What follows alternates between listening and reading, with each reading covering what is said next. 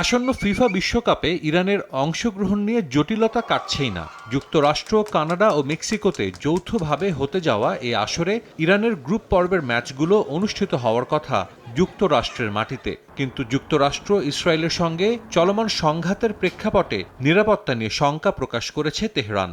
Iran জাতীয় দলের ম্যাচগুলো মেক্সিকোতে সরিয়ে নিতে ফিফার কাছে আবেদন করেছে ইরান ফুটবল ফেডারেশন। ট্রাম্প স্পষ্টভাবে বলেছেন তিনি ইরান জাতীয় দলের নিরাপত্তা নিশ্চিত করতে পারবেন না। এমন পরিস্থিতিতে আমরা যুক্তরাষ্ট্রে যাব না।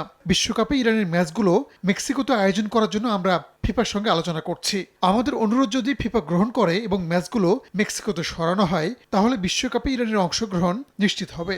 ইরানের ম্যাচ স্থানান্তরের আবেদনে এখন পর্যন্ত ইতিবাচক সাড়া দেয়নি ফিফা। অন্যদিকে ডোনাল্ড ট্রাম্পের একের পর এক মন্তব্য পরিস্থিতিকে আরও জটিল করেছে। ট্রাম্পের পরস্পর বিরোধী বক্তব্যের সমালোচনা করেছেন ইরানের ক্রীড়ামন্ত্রী। তুরস্কের সংবাদ সংস্থা আনাদোলুকে দেয়া সাক্ষাৎকারে একথা বলেন তিনি। ট্রাম্প পরস্পর বিরোধী বক্তব্য দিচ্ছেন, তার কথা অসংলগ্ন। তিনি নৈতিক ও নীতিগতভাবে ভারসাম্যহীন মন্তব্য করছেন। ফিফার নিয়ম অনুযায়ী সংশ্লিষ্ট দেশকেই নিরাপত্তা নিশ্চিত করতে হবে। পরিস্থিতি যদি এমন থাকে তবে যুক্তরাষ্ট্রে গিয়ে আমাদের খেলার সম্ভাবনা খুবই কম। তবে যদি নিরাপত্তার নিশ্চয়তা দেওয়া হয় তাহলে সরকার চূড়ান্ত সিদ্ধান্ত নেবে।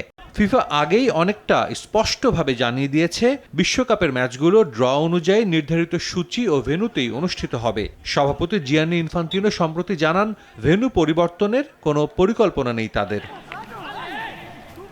এত সব টানাপোড়েনের মাঝেও প্রস্তুতি চালিয়ে যাচ্ছে ইরান। দেশটির বেশ কয়েকটি ক্রীড়া স্থাপনাকে লক্ষ্যবস্তু করে হামলা করা হয়েছে বলে অভিযোগও করেন দেশটির ক্রীড়ামন্ত্রী। বিশ্বকাপের জন্য আমাদের খেলোয়াড়রা প্রস্তুতি চালিয়ে যাচ্ছে। আমাদের অনেক ক্রীড়া স্থাপনাকে হামলার লক্ষ্যবস্তু করা হয়েছে। যেসব ক্রীড়া স্থাপনার আগে আন্তর্জাতিক ক্রীড়াবিদরা খেলেছেন সেগুলোও লক্ষ্যবস্তু করা হচ্ছে। এর পেছনে যুক্তরাষ্ট্রের সমর্থন রয়েছে। সব মিলিয়ে বিশ্বকাপে রাজনৈতিক উত্তেজনার ছাপ স্পষ্ট। বিশ্বকাপ শুরুর আগে যা কিছুটা হলেও জৌলুস কমাচ্ছে দ্য গ্রেটেস্ট শো অন আর্থের। সাজিদ মুস্তাহিদ, সময় সংবাদ।